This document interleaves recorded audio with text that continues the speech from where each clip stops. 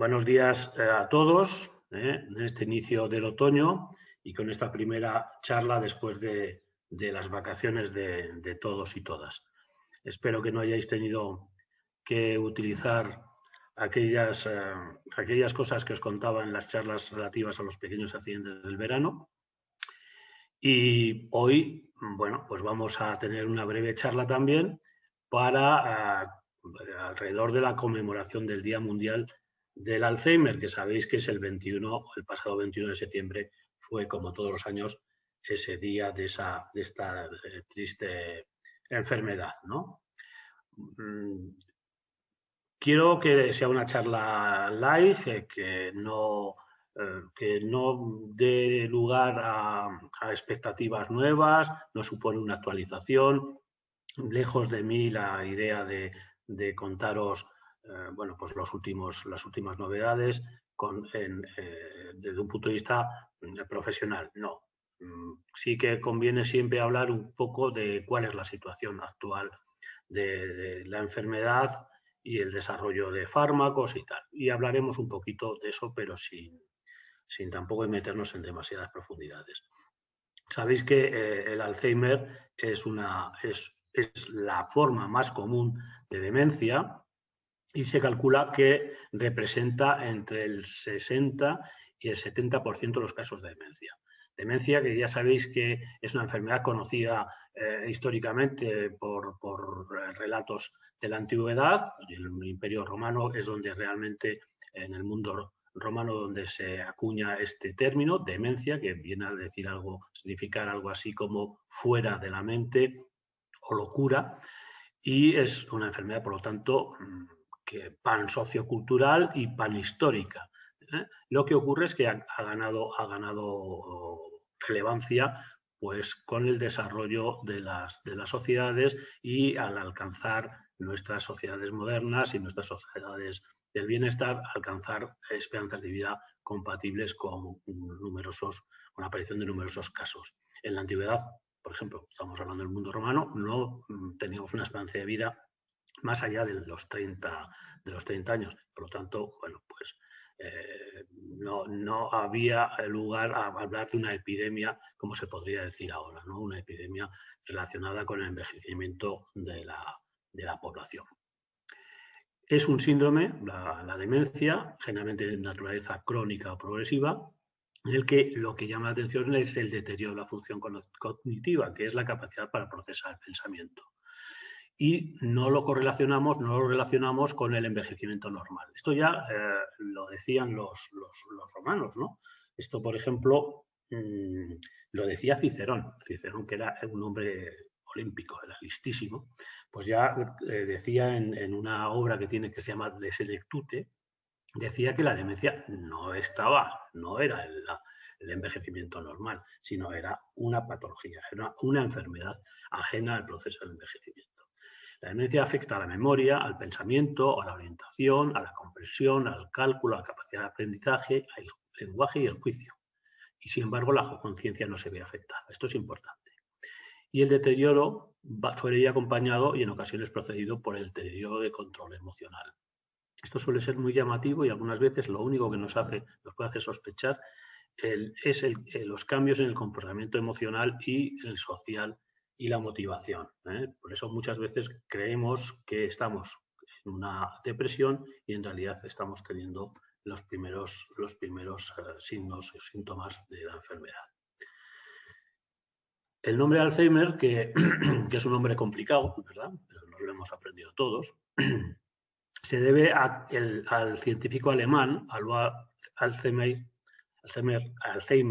que en 1906 publicó los resultados de un estudio realizado sobre una enferma histórica, que es Auguste Deter, una paciente de 50 años a la cual su marido había llevado al hospital tras haber detectado trastornos en el comportamiento.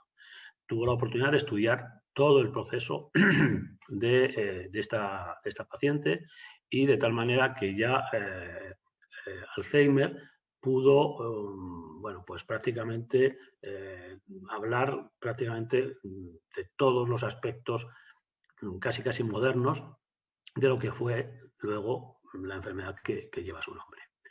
Él ya descubrió las placas seniles, que son las placas seniles en los cortes del cerebro, bueno, pues son depósitos fuera de las células que son como basura, basura que está compuesto por muertes, por neuronas muertas, por otras células cerebrales, fragmentos de proteínas tóxicas, etc. Y sobre todo una proteína que ya por su similitud con el almidón a la hora de teñirse, con los tintes de los microscopios, se la llamó amiloide, la sustancia beta-amiloide. De eso seguro que ya habéis oído hablar. Bueno, pero sin embargo hay esto que no significa que la aparición de placas seniles no significa que una persona ese cerebro tenga demencia o tenga Alzheimer. Lo que sí hay ya en el Alzheimer es unos ovillos dentro de las células que llamamos ovillos neurofibrilares. Estos ovillos neurofibrilares sí que parece que a partir de cierto número, de cierta cantidad en el cerebro, pueden establecer el diagnóstico de enfermedad de Alzheimer. Bueno, entonces seguro que vais a oír hablar de placas seniles, de ovillos, de cosas de estas. Bueno, los ovillos están formados por unas proteínas, y oiréis hablar de unas proteínas que se llaman proteínas tau. Bueno, pues también, ¿qué son las proteínas tau? Pues son proteínas normales, necesarias para la célula, pero que cuando están mal constituidas, tienen defectos en su estructura, esas proteínas forman ovillos y son las que terminan haciendo daño a la neurona y matándola. Por lo tanto, también vais a oír hablar no solamente de placas seniles, vais a oír hablar de ovillos neurofibrilares y, por supuesto, de proteínas tau, bueno, y sustancia amiloide, beta-amiloide. Bueno, el Alzheimer, tenemos dos formas de que aparezca el Alzheimer. Las causas están un poco por ahí, ¿no? Sabemos que de alguna manera proteínas normales por motivos desconocidos se pliegan mal, su estructura cambia, su estructura espacial cambia y destruye la célula. Y lo va haciendo de una manera progresiva y además sin ninguna manera para detenerlo. Y esto aparece de dos formas en la población. Las formas familiares de la enfermedad y las formas esporádicas. Las formas esporádicas son la inmensa mayoría. Desconocemos la causa de por qué aparecen. A pesar de que hemos intentado, que hay esfuerzos de investigación desde hace muchos años, no conocemos por qué aparecen las formas esporádicas. Pero sí sabemos, por ejemplo, que hay determinados factores que desempeñan un papel protector. Y cuando hablamos de factores de protección, también podemos hablar de factores de riesgo. Entonces, vamos a hablar un poquito de los factores de protección frente a los casos esporádicos, los factores de riesgo genéticos y otros factores de riesgo. Acordaros, formas familiares suelen ser conocidas porque toda la familia de alguna manera se ve afectada por esta enfermedad y podemos hacer diagnósticos familiares genéticos. Y las formas esporádicas que son inesperadas y que son la inmensa mayoría. Muy bien. ¿Cuáles son los factores de protección? Pues fijaros qué sencillitos, pero esos factores podemos ponerlos, podemos adquirirlos, podemos utilizarlos de manera que nos sirvan para prevenir o mejorar el pronóstico o la evolución de una enfermedad de Alzheimer. Pues un factor de protección es algo que siempre venimos defendiendo, que es nuestra famosa dieta mediterránea. Bueno, pues sabemos que la dieta mediterránea disminuye el riesgo de padecer la enfermedad de Alzheimer. Otro, la estimulación de la actividad cerebral. Esto que hacemos de leer, participar, hablar, relacionarnos, socializarnos, luchar contra la soledad no deseada, hacer ejercicio físico, toda la educación y las actividades intelectuales protegen, sabemos que protegen. Y luego hay factores genéticos que esto no los podemos modificar. Si hay cierta presencia de numerosos casos familiares a lo largo de nuestro árbol genealógico, esto no lo podemos modificar. Y luego, por último, hay otros factores de riesgo.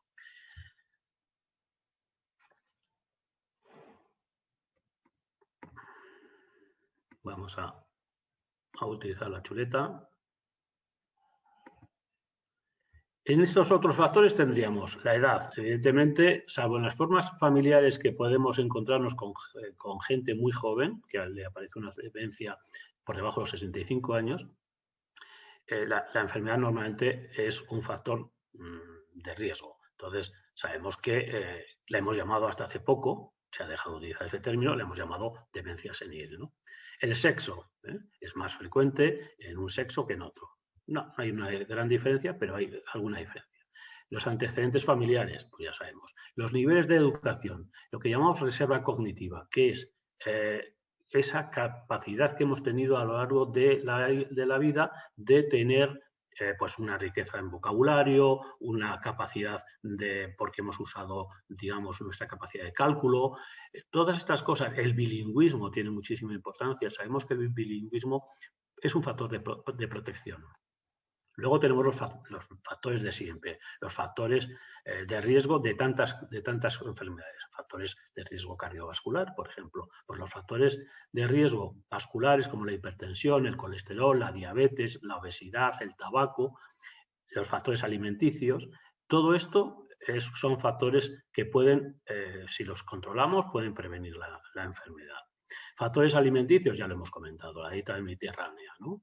Luego la sensación, la inflamación, la situación, estamos hablando de que la existencia de un proceso inflamatorio crónico en el organismo facilita la aparición del Alzheimer y por lo tanto es muy importante mantener por ejemplo, una dentadura en buena situación.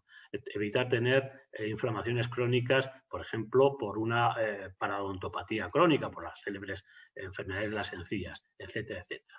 Luego también favorece la aparición del Alzheimer las pérdidas neuronales. ¿Cuáles son las pérdidas neuronales? Pues el haber tenido un accidente isquémico cerebral, por ejemplo, pues un ictus, que es una forma de tener pérdidas neuronales, o haber tenido un grave accidente con un traumatismo craneoencefálico, como puede ser un accidente de circulación, etc. Todo eso son factores, en este caso, de riesgo. ¿Debemos sospechar una enfermedad de Alzheimer? Sí, pues los familiares podemos recoger datos que nos hagan sospechar, pero una vez que son los familiares, los médicos somos los que podemos ver con unas preguntas que planteamos o con unos test, pues como por ejemplo el Mini-Mental, podemos valorar si ese paciente está haciendo algo más que una pérdida de memoria asociada a la edad. No quiero hablar mucho de las diferentes fases de la enfermedad. Normalmente hablamos de 3 fases: fase leve o ligera, fase moderada y fase avanzada. En la fase ligera, acordaros, nos volvemos olvidadizos, sobre todo los hechos recientes, podemos empezar a tener problemas para encontrar una palabra concreta, alguna desorientación en lugares familiares, sobre todo cuando hacemos un cambio de domicilio y nos vamos de la casa de Madrid a la casa de campo, etc. Perder la noción del tiempo, incluyendo pues, el día, mes y año y estación. Esto forma parte de una de las preguntas clásicas del test Mini-Mental. Tener dificultades a la hora de usar nuestro dinero, de tomar decisiones, dificultades para realizar tareas domésticas complejas, tener problemas de motivación, perder interés por cosas que nos gustan, presentar cambios de humor, incluyendo depresión o ansiedad, y tener alguna reacción un poquito más agresiva de lo que somos normalmente. Pero si os fijáis, en la fase leve hay que enseguida, ante esta aparición de toda esta sintomatología, debemos consultar con especialistas porque también puede ser formas otras formas que no sean sino una pseudodemencia. Pues, por ejemplo, el tener un síndrome ansioso depresivo nos puede hacer tener todas estas, o buena parte de todos estos signos o síntomas que os estaba comentando. Entonces, ante la aparición de una sospechosa fase inicial, debemos rápidamente asesorarnos o buscar una consulta con el especialista o con nuestro médico de cabecera. El Alzheimer tiene, si el tiempo y la aparición de otras enfermedades no lo impide, tiene una evolución bastante terrible, ¿eh? Entonces, de eso no queremos hablar, no vamos a hablar, porque no se trata de saber qué vamos a hacer y qué fase vamos a tener con el enfermo. Sabéis que hay una fase en la que ya prácticamente el 100% de los enfermos se institucionaliza porque no puede ser atendido en casa. Y normalmente cuando hablo de Alzheimer me gusta un poco terminar hablando de cuál es la situación actual del Alzheimer. Bueno, pues yo os lo voy a intentar resumir un poquito. Esa proteína que os he hablado y que seguro que la habéis oído muchas veces, pero quedaros con ella si queréis, se llama proteína tau, está en el origen de la enfermedad de Alzheimer. Mientras que esa otra proteína, que a lo mejor hablábamos antes más de ella, que se llama beta-amiloide, de acordaros, porque se tiñe con los mismos colorantes que se tiñe el almidón. Entonces, por eso se pensó que tenía alguna relación con el almidón y se le llamó amiloide. Pues esa proteína favorece su desarrollo, pero no es la causa. Entonces, la que parece que está en el origen, acordaros, la proteína tau. El problema es en todas estas enfermedades, que hablamos de enfermedades relacionadas con estas proteínas, está la acumulación de proteínas mal plegadas. Bueno, no lo sabemos, pero vosotros imaginaros que esto es una proteína, un bolígrafo. Bueno, pues esta proteína lo podríamos escribir todos sus compuestos, todos sus aminoácidos en fila y conseguimos una proteína como un palo, ¿no? Pues las cosas no son así, tienen otras dimensiones. Y cuando hablamos de mal plegado es que esa proteína luego resulta que está plegada sobre el espacio, ¿no? Bueno, pues cuando una proteína es idéntica a otra, pero si está plegada de una diferente manera, tiene un diferente comportamiento metabólico. Y es lo que pasa con la proteína tau. Está mal plegada y ese error probablemente consecuencia de un fallo genético, ese error hace que esa proteína, en vez de ser un elemento estructural de la neurona, se convierte en un tóxico que la mata.